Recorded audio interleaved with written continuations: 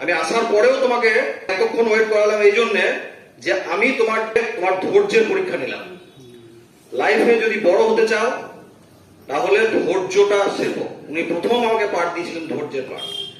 আমার প্রত্যেকটা আজও পর্যন্ত আমি যা যা করি, আমি যা যা মুখ দিয়ে বলি ওনার বলা কথা, যা যা করি ওনার শেখানো কাজ, আমি আপনাদেরকে এইটুকু বলতে পারি, এমডিআরটি হবেন কি হবেন না, আপনি টপ হতে পারেন, পট হতে পারেন, মানুষ হিসেবে একজন বিখ্যাত মানুষ আপনি হবেন যদি আপনি সিআর দাসের কথা মেনে চলেন। আমি এইটুকুই আপনাদেরকে বলতে পারি। আমার প্রতিটা মুহূর্তে, প্রতিটা কাজে ঠিক ওনার শেখানো কোনো একটা কথা কিন্তু আমার মনে পড়ে যায়। কারণ উনি যে কথাগুলো বলেন, আমি এখানে বসে বসে কিন্তু মানে বলতে পারেন গিলি আমার ব্রেনে ঢুকে যায় সে কথাগুলো, এবং প্রত্যেকটা কথা, প্রত্যেকটা ওয়ার্ড আমার মনে থাকে, এবং ঠিক যে সময় যেটা দরকার সেটা আমার মনে তখন চলে আসে। একটা ক্লাসে স্যার সবাইকেই পড়ায়, কিন্তু ফার্স্ট বা সেকেন্ড বা থার্ড হয় কিন্তু 3 জন মাত্র। তারা কি করেন, তারা স্যারের কথাগুলোকে সঠিকভাবে হজম করে সেগুলোকে ইমপ্লিমেন্ট করেন। এই ইমপ্লিমেন্টেশনটাই সবচেয়ে বড় জিনিস। আপনারা প্রত্যেকেই পারবেন যদি আপনি ভাবেন যে হ্যাঁ আমি এমডিআরটি হতে পারবো। এমডিআরটি হওয়াটা তো সহজ কাজ নয়, এটা খুব সত্যি কথা। কারণ আপনি চাইলে হয়তো একটু বেশি পলিসি করতে পারেন, বা চাইলে হয়তো কিছুদিনের জন্য ব্রাঞ্চের ফার্স্ট পজিশনও আসতে পারবেন, কিন্তু এমডিআরটি হওয়াটা কিন্তু এটা কঠিন কাজ, এটা সহজ কাজ নয়। এর জন্য আপনাকে প্রচুর ত্যাগ স্বীকার করতে হবে, প্রচুর ত্যাগ স্বীকার করতে হবে। সেই ত্যাগ হচ্ছে সমস্ত দিক থেকে, আপনার ব্যক্তিগত, সামাজিকভাবে, আর্থিকভাবে, প্রত্যেক দিক থেকে আপনাকে কিন্তু ত্যাগ স্বীকার করে এই জায়গায় আসতে হবে।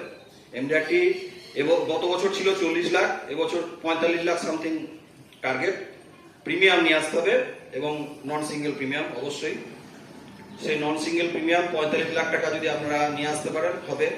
আপনারা যদি একটা দুটো 1 লাখ 2 লাখের পলিসি করে ভাবেন যে এমডিআরটি হয়ে যাবে, হবে না। কন্টিনিউয়াসলি আপনাদেরকে বড় পলিসি করতে হবে, কন্টিনিউয়াসলি বড় পলিসি করতে হবে। আমি যেভাবে করেছি সেটা আপনাদেরকে বলছি, আপনারা কিভাবে করবেন আপনারা নিজেই ঠিক করবেন। আপনারা নিজেও জানেন, প্রত্যেকে কিন্তু জানে কিভাবে কি হওয়া যায়, কিন্তু করে না, করতে হবে। পরপর 21 দিন যদি আপনি একটা অভ্যাস একাধিক্রমে করেন তাহলে সেটা স্বয়ংক্রিয় হয়ে যায়, এবং সেইটা যদি 6 মাস আপনি কন্টিনিউ করতে থাকেন তাহলে আশেপাশের পরিবেশ পরিস্থিতি সবাই বুঝতে পেরে যাবে যে হ্যাঁ আপনি এটা করতে চলেছেন। ধরুন আপনি টার্গেট নিলেন যে আপনি খুব সুন্দর সুস্বাস্থ্যের অধিকারী হবেন, তার জন্য আপনি ব্যায়াম শুরু করলেন। প্রথম 21 দিন একদিনও গ্যাপ না দিয়ে আপনি যদি প্রতিদিন একটা নির্দিষ্ট টাইমে ব্যায়াম করেন, ব্যায়াম করাটা আপনার স্বয়ংক্রিয় হয়ে যাবে, অভ্যাস হয়ে যাবে। তখন আপনি না চাইলেও দেখবেন তারপরের দিন কোন একটা সময় আপনার কিরকম লাগে, মানে কেমন যেন মনে হবে যে এটা কেন করলাম না, এটা করতেই হবে আমাকে। তারপরে আপনি বাজে খাবার ত্যাগ করবেন। এই করতে করতে 6 মাস পরে আশেপাশের লোকজনও জেনে যাবে যে আপনি উল্টোপাল্টা খাবার খান না, আপনি স্বাস্থ্যগতভাবে খুব মেনে চলেন। আশেপাশের লোকজনও আপনাকে সেইভাবে সাপোর্ট করা শুরু করে দেবে। তো আপনি এমডিআরটির জন্য যখন ভাবতে শুরু করে দেবেন, তখন প্রথম 21 দিন প্রথম যে প্র্যাকটিসটা আপনাকে করতে হবে যে আমি প্রতিদিন ফিল্ডে যাব।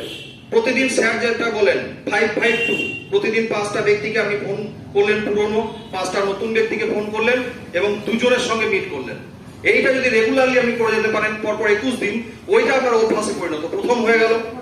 তারপর আপনি সব সময়ের জন্য আপনি ভাবতে লাগলেন যে ছোট পলিসি করবো না, মিনিমাম একটা টার্গেট ঠিক করুন যে 30,000 টাকা নিচে পলিসি হয়ে গেল, সেটা আলাদা কথা। আপনি কাউকে বলবেন না, আপনি 30,000-এর নিচে পলিসি কাউকে বোঝাবেনই না।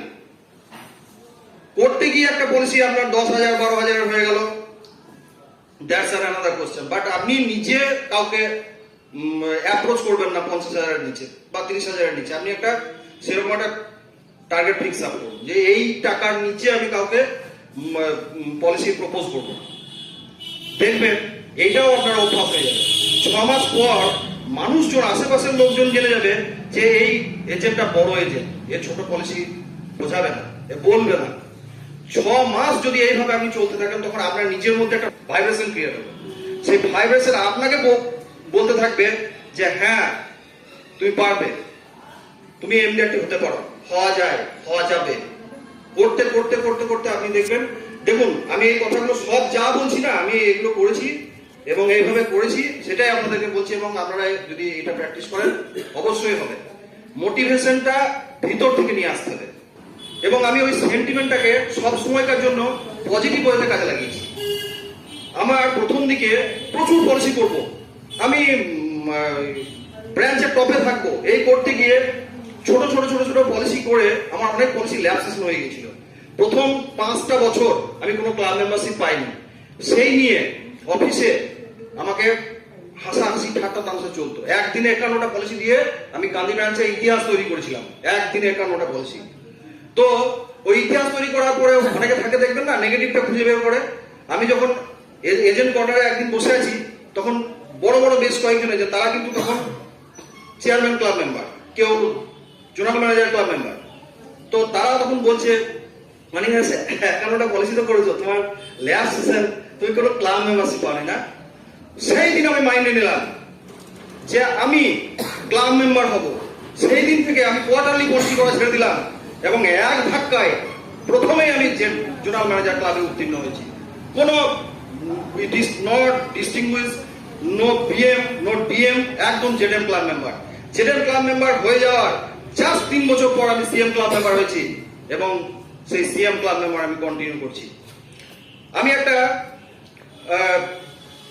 ট্রেনিং নেওয়ার জন্য রাজেশ সতস্করের ট্রেনিং, মানে বিখ্যাত, উনি একজন মোটিভেটর।